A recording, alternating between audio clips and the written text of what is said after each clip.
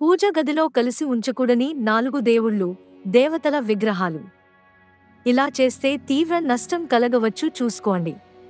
చాలామంది వాస్తు ప్రకారం అనుసరిస్తూ ఉంటారు, కానీ కొంతమంది తెలియక పొరపాట్లు చేస్తూ ఉంటారు. పూజా గది విషయంలో కొన్ని వాస్తు నియమాలను పాటించాలి. పూజా గదిలో పెట్టే దేవుళ్ళ విగ్రహాల విషయంలో ఈ తప్పు చేయొద్దు. పూజా గది విషయంలో కూడా కొన్ని వాస్తు నియమాలను పాటించాలి. ముఖ్యంగా పూజా గదిలో పెట్టే దేవుళ్ళ విగ్రహాల విషయంలో కొన్ని తప్పులు చేస్తూ ఉంటారు. పూజా గదిలో దేవుళ్ళ విగ్రహాలు. మరి దేవుళ్ళ విగ్రహాల విషయంలో ఎలాంటి పొరపాట్లు చేయకూడదో ఇప్పుడు తెలుసుకుందాం. పూజా గదిలో విగ్రహాలు పెట్టేటప్పుడు ఈ తప్పులు చేయకుండా చూసుకోవాలి. ఇలాంటి 2 విగ్రహాలు ఒకే చోట ఉన్నప్పుడు సమస్యలు ఎదురయ్యే అవకాశం ఉంది.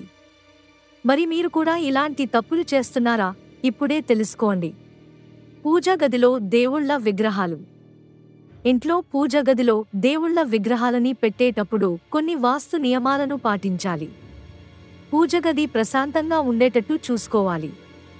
పూజా గది నుంచి సానుకూల శక్తి ప్రవహించేలా చూసుకోవాలి. ఇవన్నీ జరగాలంటే పూజా గది శుభ్రంగా ఉండాలి.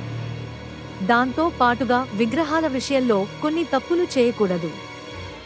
1. హనుమంతుడు, శని విగ్రహాలు. పూజా గదిలో హనుమంతుడు, శని విగ్రహాలు 2 పక్కన ఉండడం మంచిది కాదు.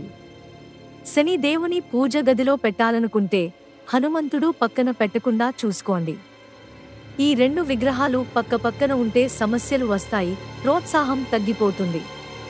2 విగ్రహాల శక్తులు వేరువేరు కాబట్టి వేరుగా ఉంచాలి. 2. కాళీమాత, లక్ష్మీదేవి. పూజా గదిలో ఈ 2 విగ్రహాలు పక్కన పెట్టడం మంచిది కాదు. లక్ష్మీదేవి ప్రశాంతత, డబ్బుకి చిహ్నం. ఈ పొరపాటు కూడా చేయకుండా చూసుకోవాలి. 3. 2 శివలింగాలు. శివలింగాలను పెట్టినప్పుడు 2 శివలింగాలు పక్కన లేకుండా చూసుకోండి.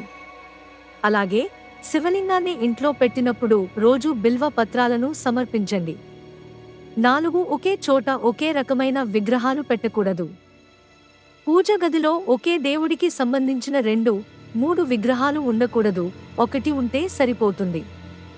అలాగే ఆ విగ్రహాలని ఎప్పటికప్పుడు శుభ్రం చేస్తూ ఉండండి. 5. పగిలిపోయిన, విరిగిపోయిన విగ్రహాలు.